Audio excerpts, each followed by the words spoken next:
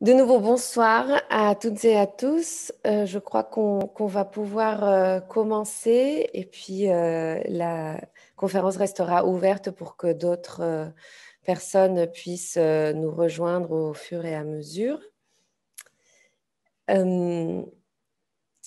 Je commence tout simplement par me présenter pour celles et ceux qui ne me connaissent pas.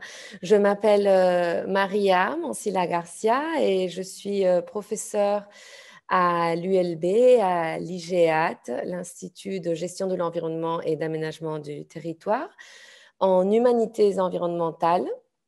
Je suis particulièrement rattachée au Centre d'études du développement durable. Et mon travail porte surtout sur les dynamiques socio-environnementales.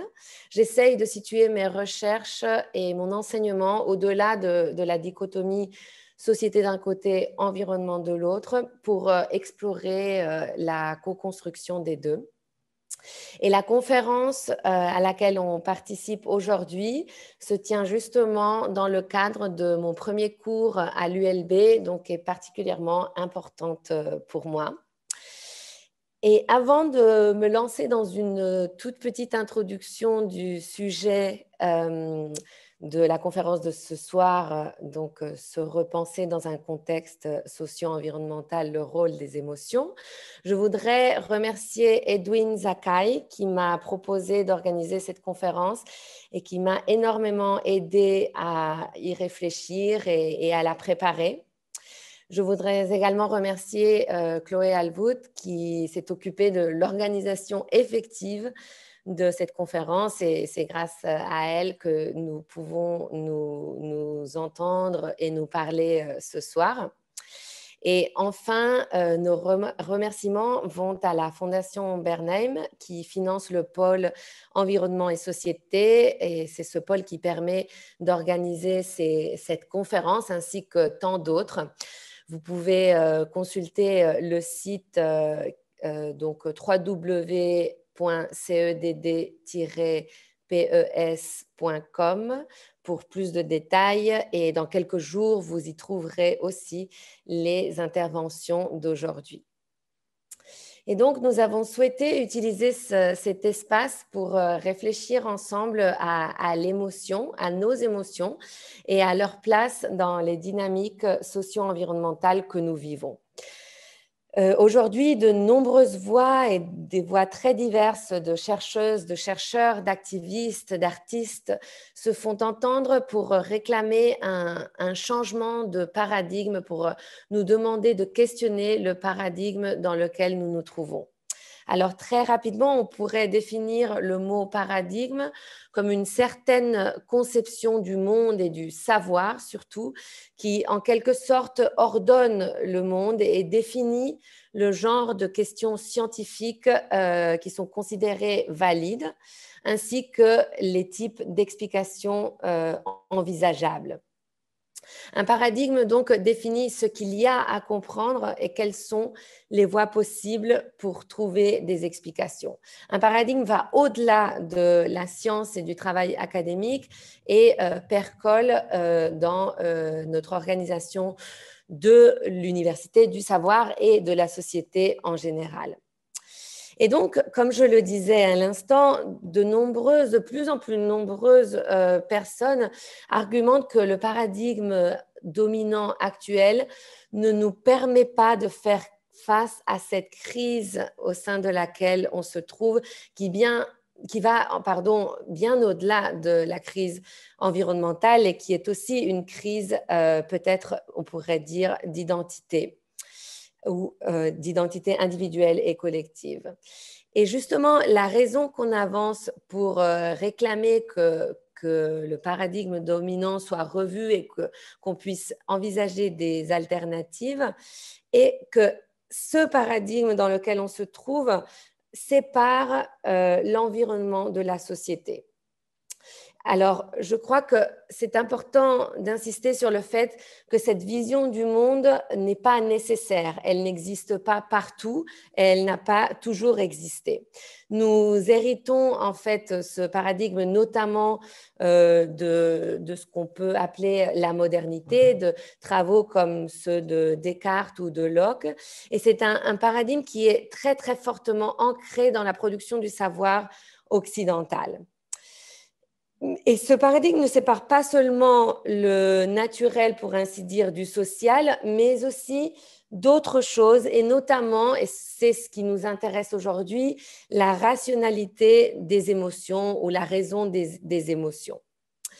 Et donc, afin de produire le changement de paradigme qui est réclamé, de nombreux travaux très récents dans les humanités environnementales, mais aussi plus largement dans ce qu'on appelle les sciences de la durabilité, s'intéressent de plus en plus au rôle de l'émotion dans de nombreux domaines qui vont des pratiques agricoles à la gestion publique, par exemple. Et ces travaux nous apprennent comment l'émotion permet de mieux comprendre les dynamiques socio-environnementales dans lesquelles on évolue, dans lesquelles on vit, et par extension de mieux nous comprendre, de mieux se comprendre. Nous prenons ici l'émotion au sens large. On peut parler, et on en parlera aujourd'hui, d'anxiété, mais on peut très bien aussi parler de joie ou d'envie d'agir, de satisfaction après l'action.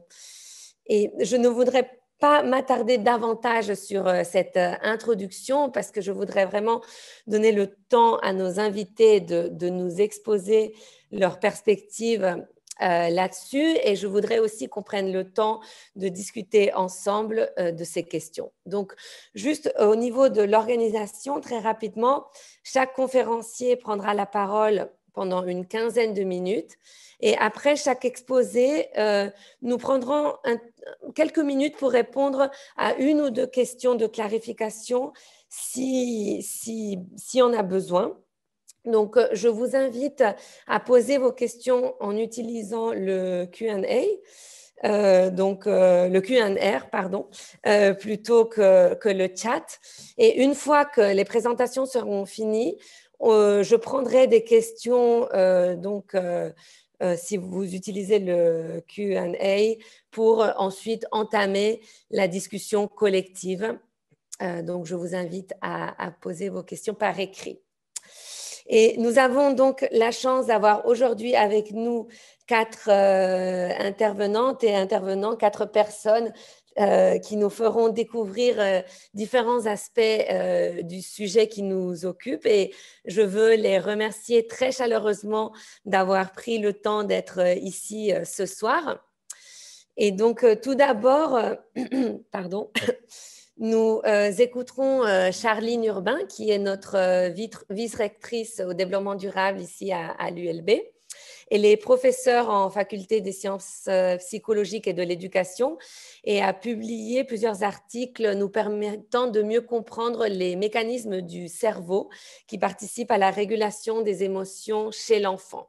L'exposé de Charline nous permettra donc d'en savoir un peu plus sur comment on peut définir ce qu'est l'émotion, pour ensuite passer aux exposés qui nous plongeront dans la réflexion sur les émotions dans un contexte socio-environnemental avec 3 autres interventions. D'abord, nous écouterons Tilman Hertz, qui est chercheur au Centre de résilience de Stockholm, à l'Université de Stockholm en Suède, qui nous invitera à utiliser l'émotion pour élargir nos catégories conceptuelles. Je donnerai ensuite la parole à Laurette Moreau, qui est metteuse en scène et qui nous invitera à l'accompagner dans son parcours entre 2 pièces de théâtre, 2 spectacles, qui présentent des rapports divers aux émotions dans le contexte de la crise climatique.